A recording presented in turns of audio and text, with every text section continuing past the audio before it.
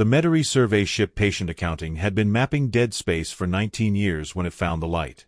Not a star. Stars were on the charts. This was a single point of coherent radiation, pulsing once every 4 seconds, sitting in the exact geometric center of a region the old Meddari maps marked only as the stilled. No systems. No transit lanes. No reason for anyone to go there, and every reason not to. The region was ringed, on all sides, by 9 dead civilizations. Not warring civilizations. Not declining ones. Extinct ones, all at roughly the same epoch, all leaving the same evidence. Cities intact, granaries full, no bodies, no war, no plague. Just an ending, arriving everywhere at once, and then silence. The Meddari called that silence the stilled, and they gave it a wide berth for 11,000 years. Survey Adjunct Orenvesh was the one who noticed the pulse was too regular to be natural, and too weak to be a warning, and too old to make any sense at all.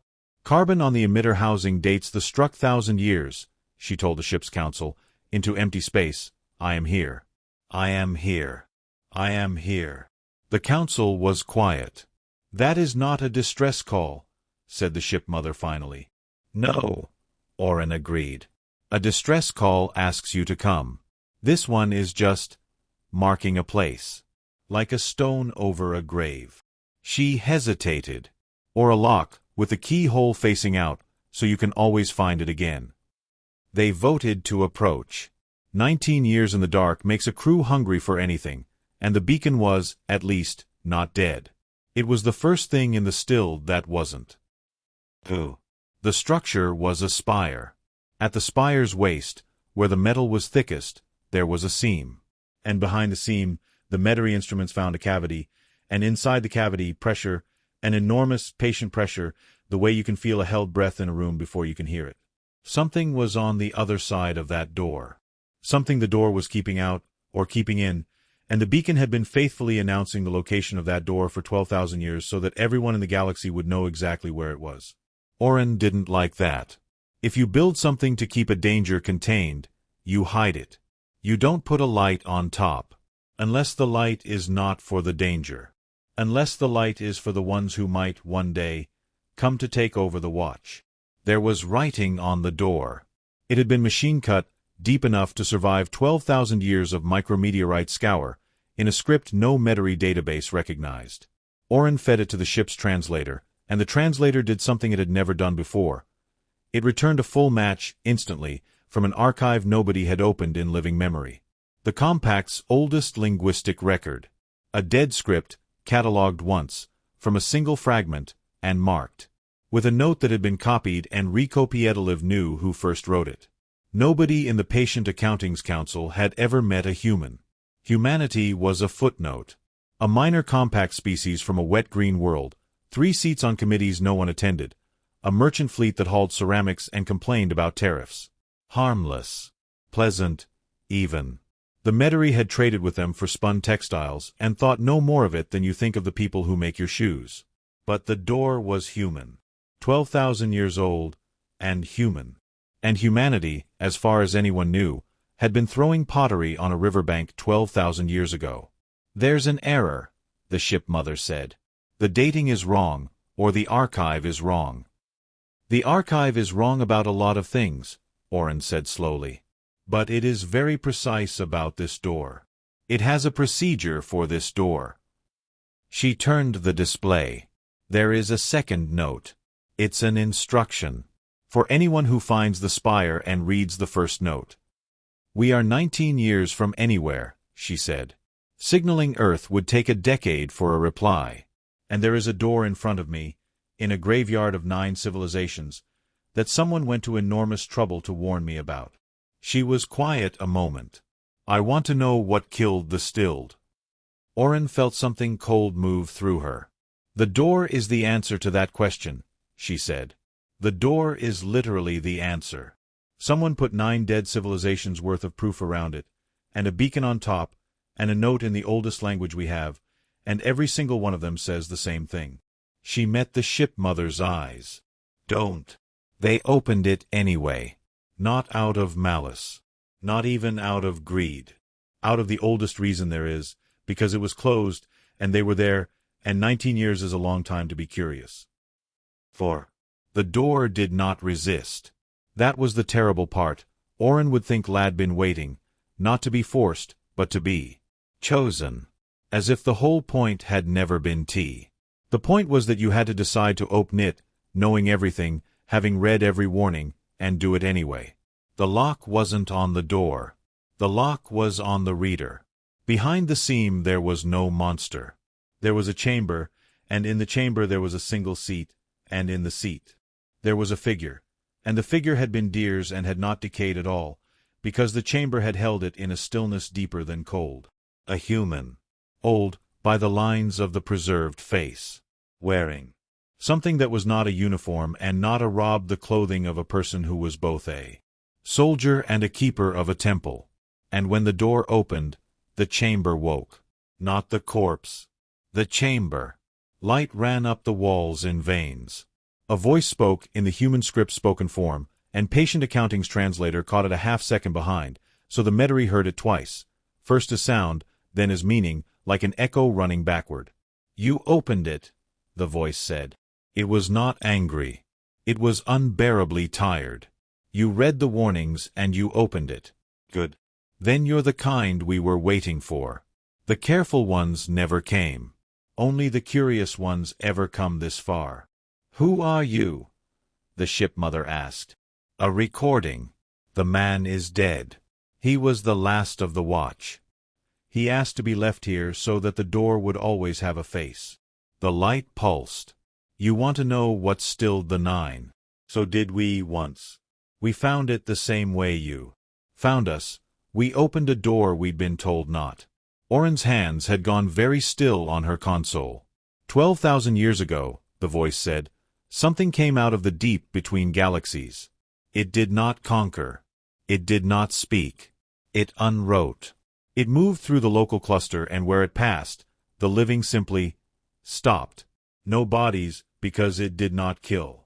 It removed the part of a thing that made it continue. 9 civilizations, in a single long night. We were the 10th.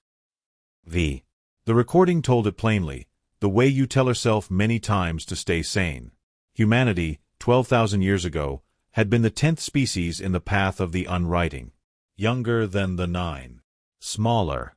Less advanced in every measurable ways. City worlds, ringed stars, minds like cathedrals, and the unwriting had gone through them like a hand through smoke. Humanity was not glorious. Humanity was stubborn. They could not beat the thing. Nothing could beat it. You cannot fight something that erases the fact of you before your weapons arrive. But humanity, studying the corpses of the 9, working in the last light before their own long night, had noticed one thing the greater minds had missed. The unwriting was not infinite. It was a flood, and floods have a source, and floods can be funneled. You cannot stop the sea. But you can build a channel, and you can dig a pit at the end of the channel, and you can make yourself the lowest point so the flood comes to you. So humanity had made themselves bait.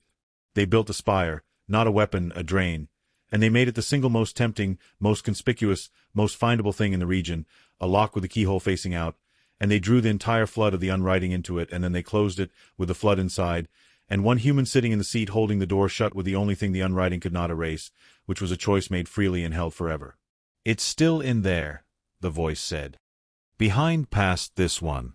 The door you opened was only the earth is far, and forgets, and grows soft, because we made ourselves small on purpose so no one would ever come looking for what we're really guarding.